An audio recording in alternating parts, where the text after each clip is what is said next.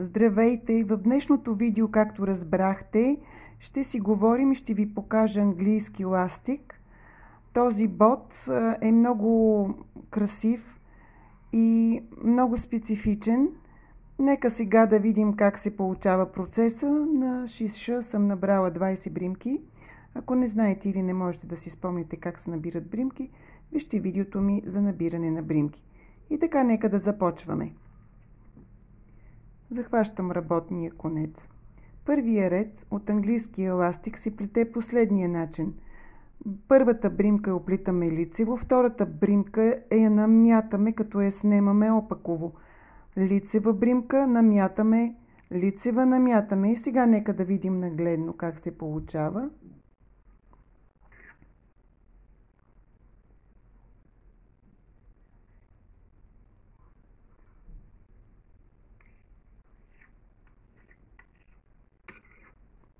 Това е първата бримка, намятам, снемам опаково втората бримка. Изплитам лицево, намятам,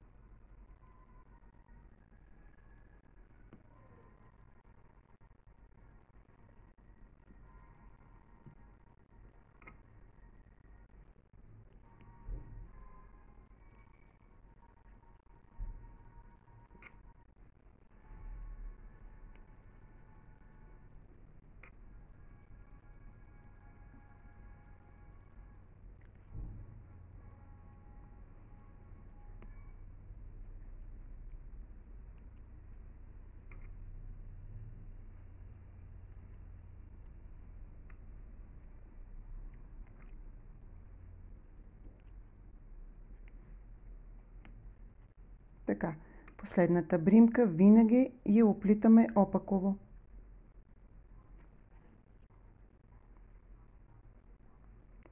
Това е първият ред на английският ластик. Втория ред оплитаме последния начин. Първата бримка я снемаме, без да я оплитаме.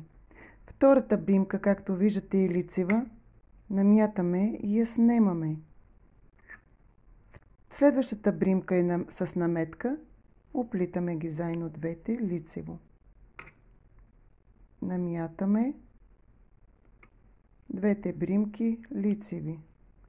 Самотната бримка я намятаме.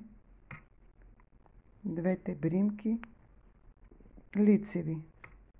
Намятаме двете бримки лицеви. Намятаме двете бримки лицево ги изплитаме. И така продължаваме до края на реда.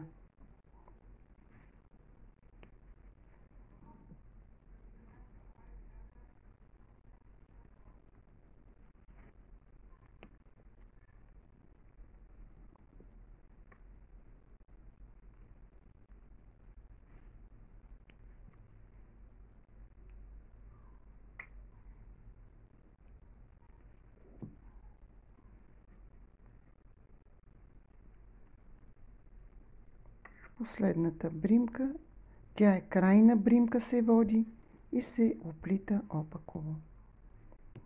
Това е нашия английски ластик. От тук насетне повтаряте втори ред. Бримката, която е самотна, се намята, като се снема. Първата, разбира се, я снемаме. Втората намятаме. Бримката, която е с наметка, оплитаме лицево, намятаме лицево, намятаме лицево и така повтаряме втори ред до завършък на проекта. Това е нагледно самия английски ластик. Това е плетката.